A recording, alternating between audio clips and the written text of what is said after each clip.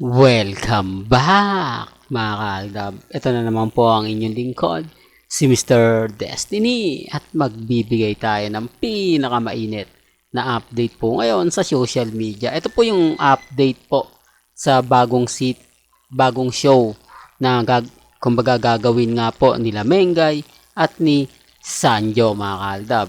Na kung saan nga po hula mo, huli ko. Hindi ko alam kung anong platform po ito, kung game show o reality. Yan po yung aabangan po natin, mga kaaldab. Kaya sabi ko nga po sa inyo, dito po sa channel ni Mr. Destiny, 101% updated po kayo. Yan naman po yung isa sa kagandahan. Yan naman po ang isa sa mga nangyayari at sa nagaganap. Kaya nga po ngayon, trending si Main, Aldab at si Alden Richards. Nagulat sila, mga kaaldab, no? Maraming nabigla na nag-trending yung Aldab. Ako hindi ko rin ine-expect yan, ha. Kumbaga hindi to masasabi nating alam nyo na, kasi alam naman kasi ni Alden Richards na marami magre-react sa ginawa niya. Alam din kasi ni Maine Polkerson na maraming tao ang kumbaga magsasabing may relasyon daw talaga sina Catherine at Alden Richards. Di po ba? Totoo naman po ginagamit lang po nila si Alden Richards. Di po ba? Para nga po kumbaga, sa sarili nila.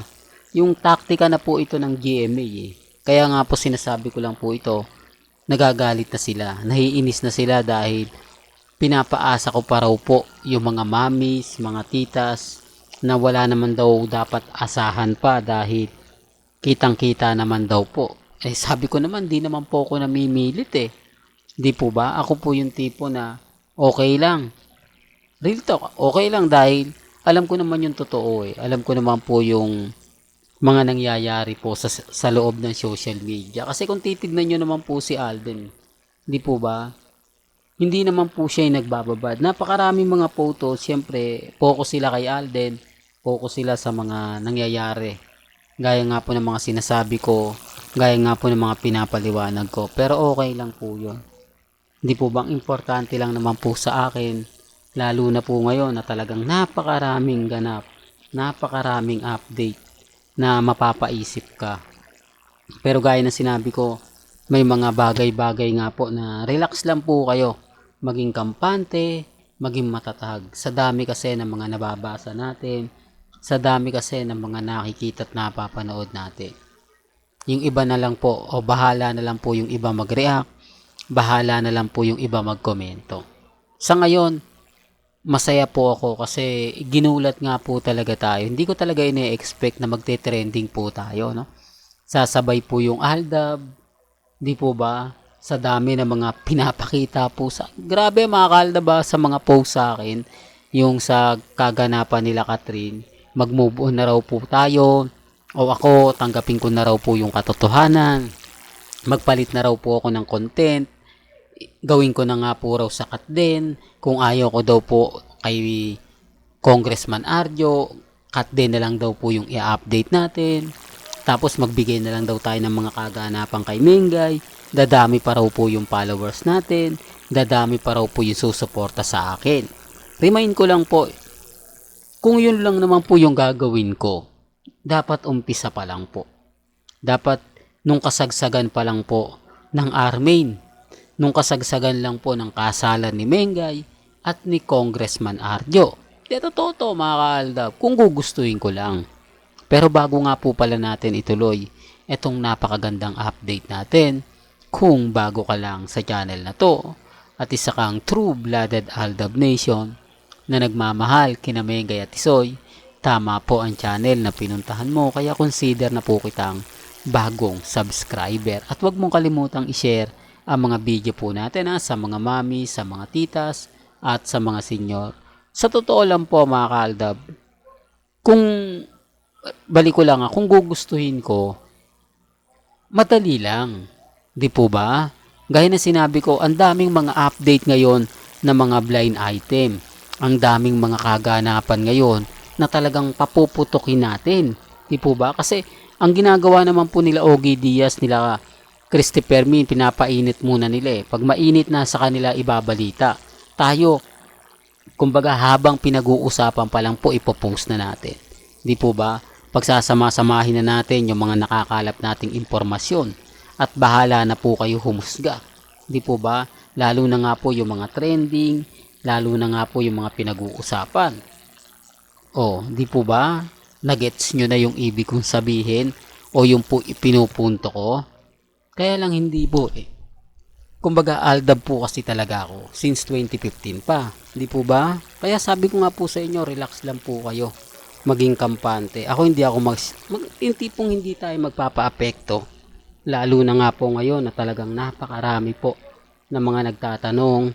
Napakarami po ang mga nagsasabing, hindi Mr. Destiny, move on ka na. Tanggapin mo na yung katotohanan. Talo na kayo. Wala nang aldab. Di po ba? Remind ko lang po, nagulat nga rin po ako sa nangyari ngayon.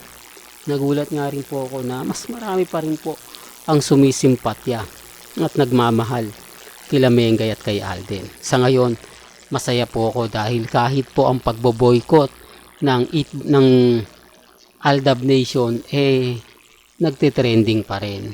Di po ba? Hindi ko to ini-edit, wala po tayong ini-edit dito, hindi po tayo nanlilin lang.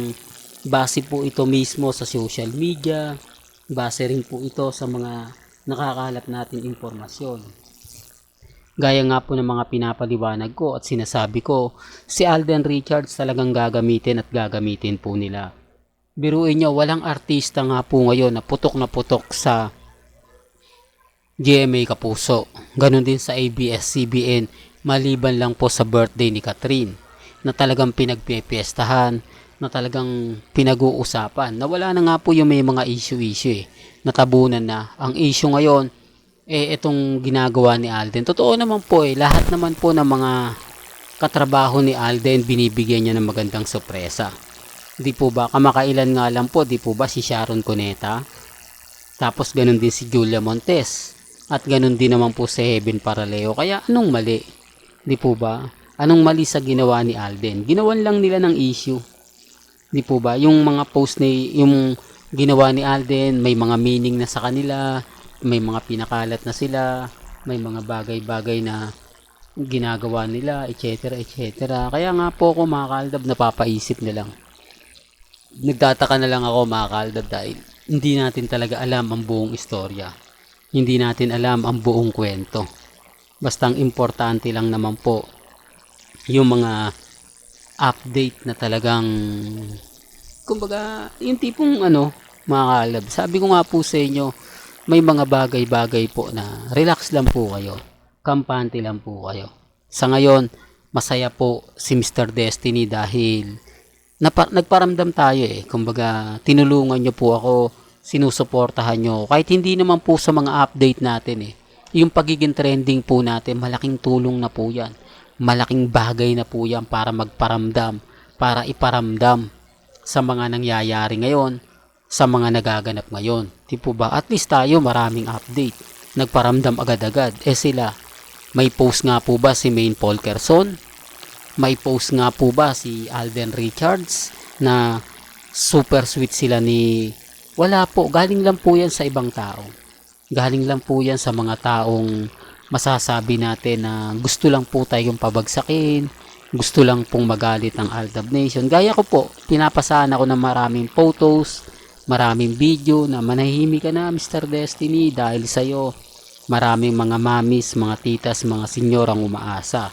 Marami kang nalilinlang. Remind ko lang po, yung mga mamis, mga senyor, mga titas, since 2015, anong legit na po yan. Mas marami pong alam yan kaysa sa akin at hindi po ako kukuha ng mga bagong followers. Alam ko na hindi maganda magiging komento niyan at hindi ko na po habol ang maraming followers. Gusto ko lang po yung mga aldab na kumbaga gusto lang na mga update. Diyan lang po ako nakatutok at doon lang po ko tinututukan. Kaya yung iba hindi kami nagkakaintindihan kasi hindi naman po talaga sila aldab Kung aldab po kayo, mas madali nyo po ako maintindihan at mauunawaan.